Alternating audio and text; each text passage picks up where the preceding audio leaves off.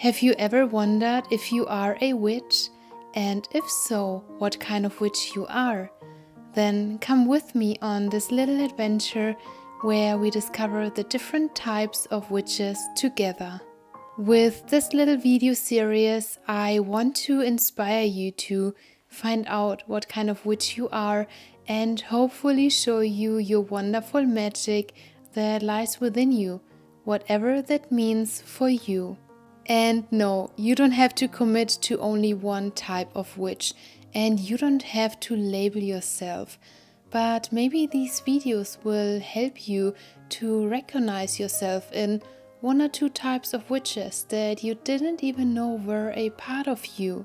And for me, finding out about the different kinds of witches was really helpful on my journey of being a witch, and it helped me to segue into all these different kinds of areas that I connected to and I wanted to study, and I hope it will do the same for you.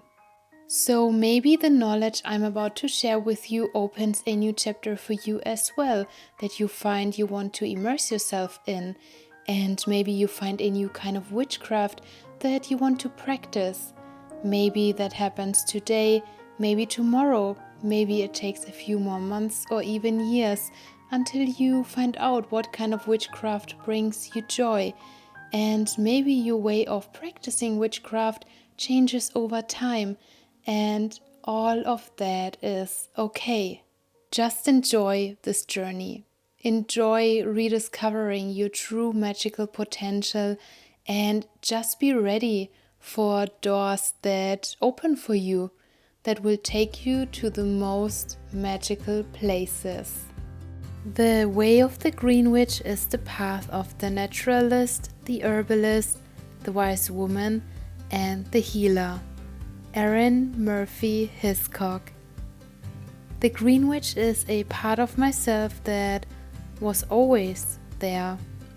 I remember collecting herbs with my friends in our gardens, grinding them with stones and using them as magical ingredients.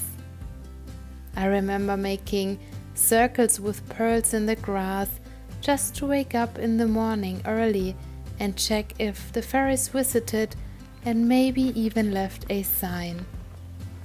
I always felt this bond with the earth and the deep, deep urge to know all the plants, but also the deeply rooted knowledge that we have to protect nature and its inhabitants, because it's where we are truly home.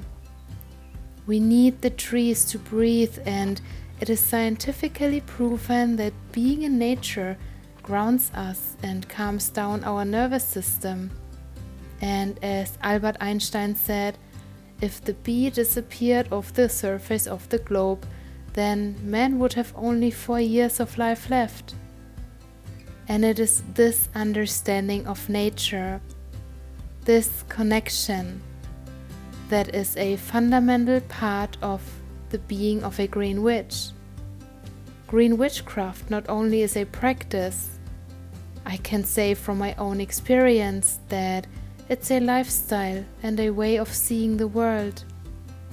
The Green Witch follows a path that leads her through meadows and forests, towards wonderful flowers and chalices, always on the search to uncover the secrets of Mother Earth that will deepen her connection with nature even further.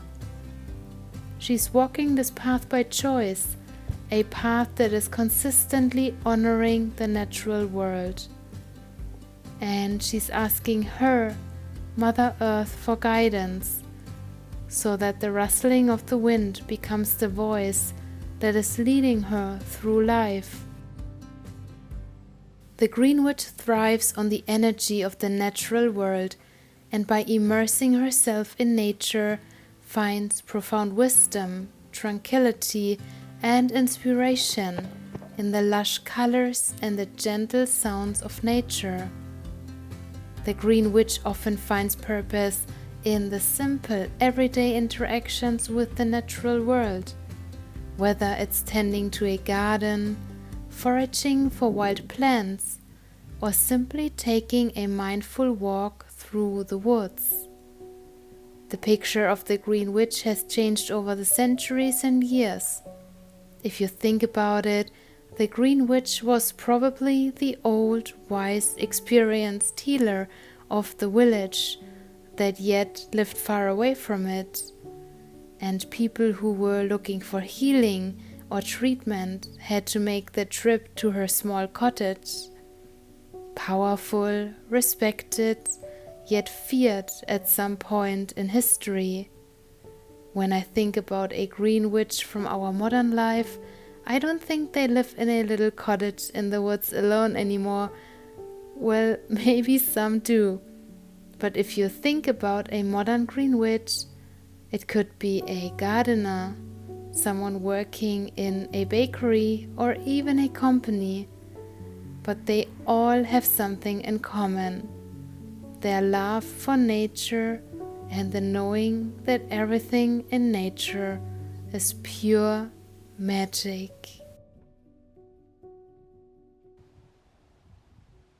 The path of a Green Witch is highly individual, but there are some things that a lot of Green Witches like to include in their practice, like making charms, salves and potions, for example, or working with teas, but also spells and rituals. Most ingredients that they use can be found in nature or are within them.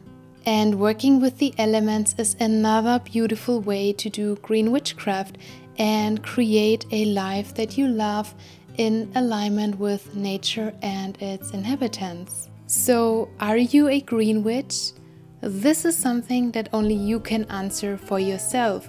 But I feel like if you clicked on this video, it is already something that is calling you, or the path of a Green Witch is already something that is within you.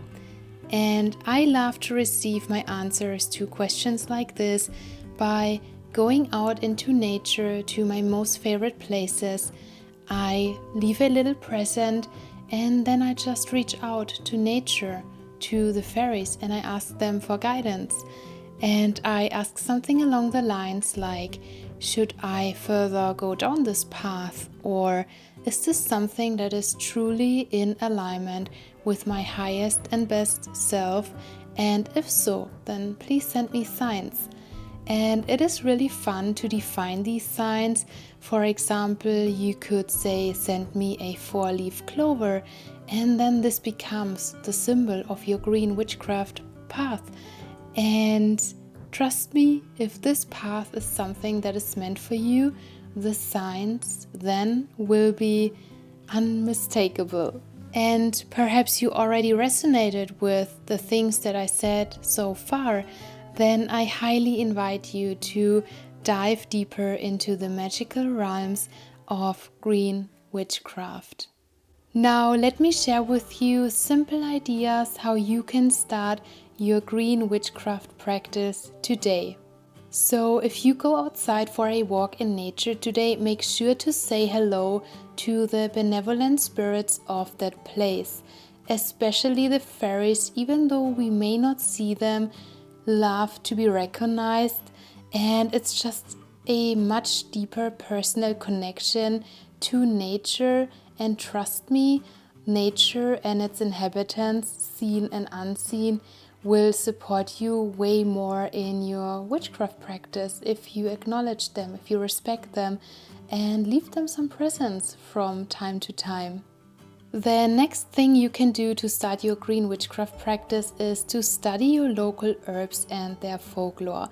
So when my Green Witch showed up strongly a few years ago, I got the strong desire to study the herbs and flowers and plants that surround me, and I bought a ton of books about my local plants and trees and herbs and flowers so I can identify them. I feel like this is just showing respect. It's like knowing the name of someone, right? If you don't know the name of a person, even though you see them on a daily basis, it's rude. And I think it's the same with a plant. They love if you know them, if you want to know them. And I especially became interested in their folklore as well, there is so much folklore about the plants and places and the animals. So yeah, maybe spend a day at your library and just see what's calling out to you. And you might also want to participate in a herbal walk where someone experienced shows you around and explains the different flowers and herbs and trees while taking a beautiful walk through nature. If this is something that is available in your area, then I highly encourage you to participate. And you meet people that love the same, which is nature. So the next thing you can do to start your green witchcraft practice is to make an herb journal. So when you start out to study the herbs, to make your own spells and rituals, make sure you document your findings, you document everything you learn on your path. You can also draw everything you encounter into a journal, like for example the flowers you see, a leaf that you find, you can stick that into your journal and just create a beautiful herb diary. Write down what day it was, how you felt, what situation you were in your life right now, how you felt when you saw a flower, why you wanted to study it more. And I said it before, but flowers call out to us, even though we may not realize it consciously, but they reach out to us. And it's so interesting to see which flowers reach out to you in what stage of your life. And because we are modern witches, you could also make a digital herb journal or like your digital diary. Make photos with your smartphone from the plants and trees and animals you encounter on your adventures. Always make sure you are safe when you go outside, and write down the notes in your note app. Screenshot it and put everything together in a folder so you can always refer to the information when you need it. And as I said, it's especially important to write down when you make your own spells and rituals, to just get a feeling for what's working for you, what herbs are working for you in what kind of spell and ritual. So it's really good to just have your own little grimoire. Another beautiful way to practice green witchcraft is to start your own little witch's herb garden. And many green witches that I know at some point on their path start their own witch's herb garden, because it's just a whole different thing if you plant your own herbs and flowers and vegetables and fruits that you include in your practice, because you can see how they make you feel over time. You can see them grow and change and just get to know their energy and their aroma, things like that. And you can study them intensively. So I did a little video about my witch's herb garden that I started on my teeny tiny page show. So if you want to see that, I will link it in the description down below. So no matter how much space you have, you can start a little witch's herb garden. And yeah, make sure you watch this video after that one. My favorite thing to do as a green witch is to dry and collect my own herbs and to put them in my herb apothecary. So if you know what you are collecting, you are 100% sure you can collect your own herbs and dry them. And I just love the process of collecting and drying herbs. It's just so calming and relaxing, and my favorite part of my practice. And of course, putting the Latin names on my little jars is just something, I don't know, it makes me so happy. And it's just showing the apothecary witch that I always wanted to be.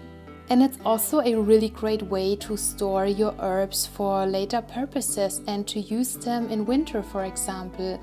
You collect them with all the properties in summer, you collect the sun, and by that you can use them in winter in your spells and rituals. Another favorite way of mine to practice green witchcraft is to connect to my spirit animal.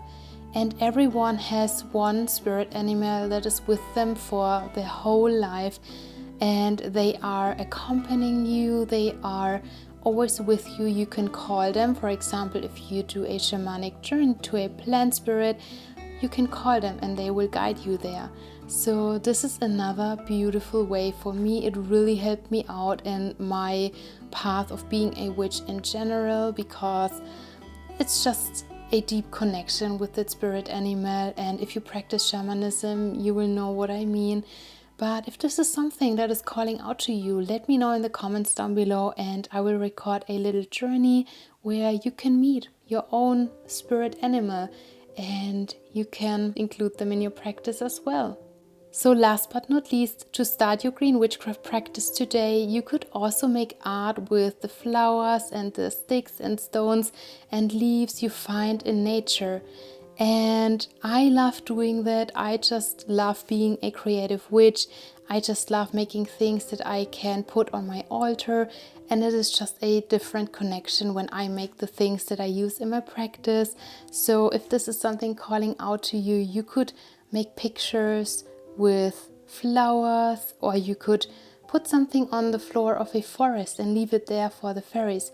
Just be as creative as you want.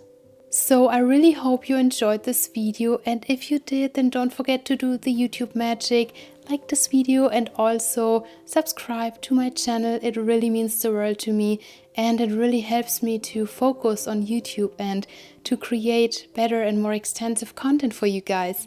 Also, let me know, what witch should I do next? And I will see you in my next video. Bye bye!